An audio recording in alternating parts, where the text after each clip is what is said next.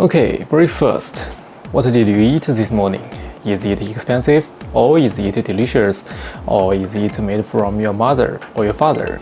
Imagine you walk into a Chinese city at 7:30 in the morning. You are expecting something simple, maybe cereal, toast, coffee, a banana, or a croissant if you are feeling fancy.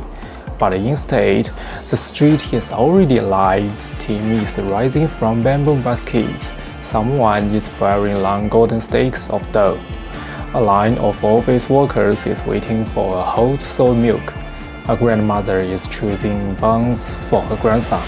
And somewhere, someone is pouring chili oil onto breakfast like it is the most normal thing in the world. For many Western visitors, this is the first breakfast culture shock in China. Breakfast is not just cold, sweet, and quick. It can be hot, salty, soupy, chewy, spicy, crowded, noisy, and very serious. So today, let us answer a simple question that opens a surprisingly big window into Chinese life. Why is Chinese breakfast so different from breakfast in the West? In many Western countries, breakfast often means a private morning routine. You make coffee at home, pour milk over cereal, toast some bread, or grab a sandwich on the way to work. But in everyday life, especially on busy weekdays, breakfast is often something you control at home or buy from a cafe. In China, breakfast is much more public. It belongs to the street, it belongs to small stores, neighborhood shops, square gates, subway entrance, and busy corners where people have been selling the same food every day morning. A Chinese breakfast is not one dish.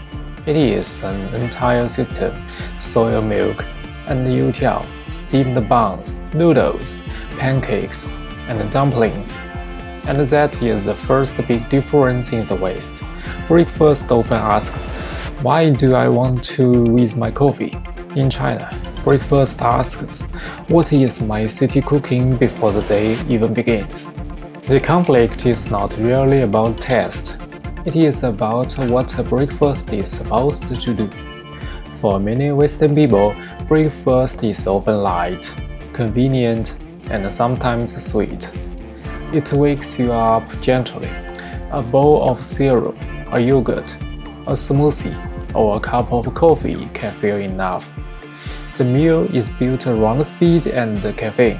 But in China, breakfast is often expected to warm the body, fill the stomach, and prepare you for a long day. That is why so many Chinese breakfast foods are hot and cooked on the spot. A bowl of noodles is not strange at 8 a.m. A steamed bun with pork or vegetables is not too heavy. This can feel confusing to visitors. Why eat soup for breakfast? Why eat dumplings so early? Why are people standing on the sidewalk eating from plastic bags before going to a glass office tower? The answer is that Chinese breakfast developed around daily labor, local greens, street commerce, and a practical idea. In the morning, food should be warm, affordable, fast, and satisfying. It is less about a perfect table sitting and more about surviving the day with energy.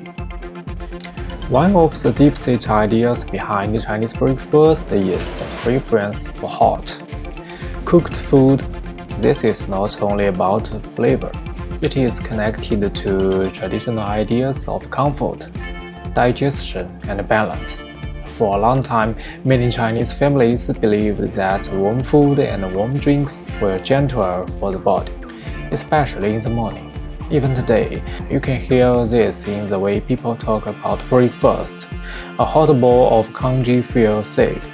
Hot soy milks feel comforting. Fresh steamed buns feel more complete than a cold snack. This does not mean every Chinese person thinks the same way.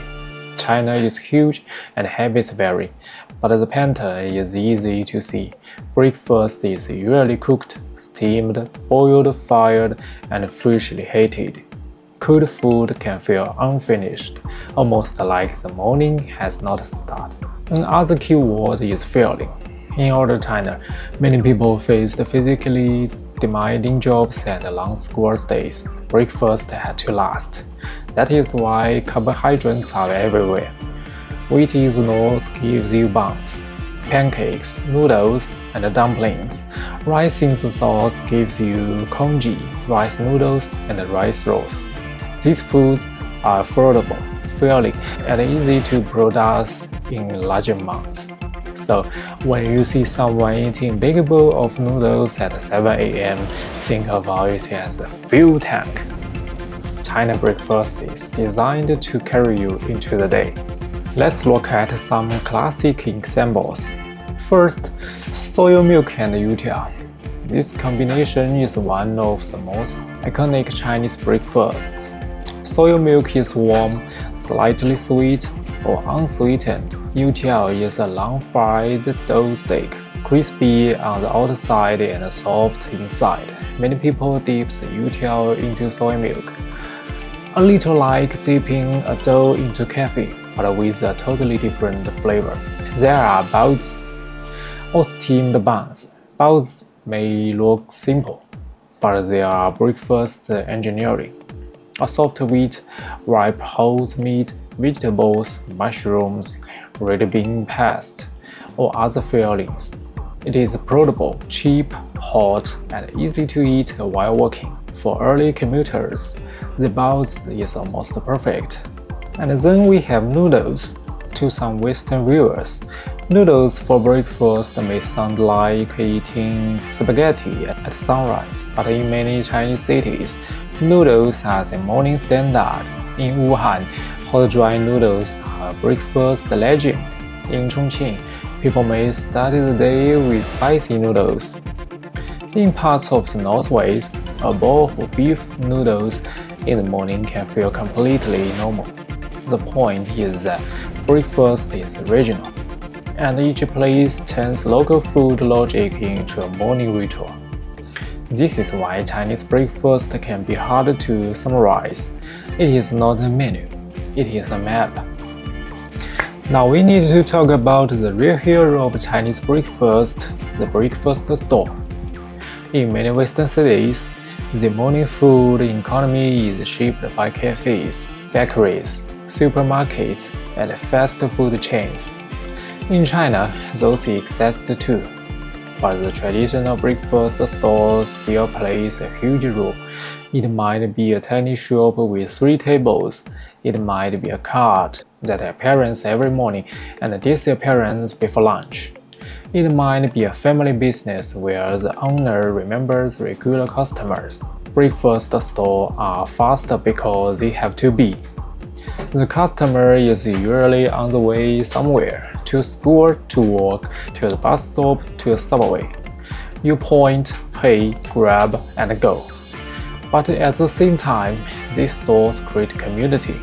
You see the same people every morning, you hear the same sounds, chopping, steaming, frying, shouting orders, and saucers stopping. The breakfast store is not just a place to buy food. It is the city's morning heartbeat. There is also an economy reason. Street breakfast is affordable too. For students, workers, taxi drivers, and elderly people, a few yuan can buy something hot, filling. A store-based breakfast culture is also but excess. That is why Chinese breakfast feels alive on camera. Movement, steam, real hands making food, and little chows. So, the next time you see someone in China eating spicy noodles at 8 a.m., do not ask, why are they eating dinner for breakfast? Ask a better question, what kind of morning does this food belong to? And if you ever visit China, wake up early, follow the steam, stand in line. The first bite may teach you more about China than any museum.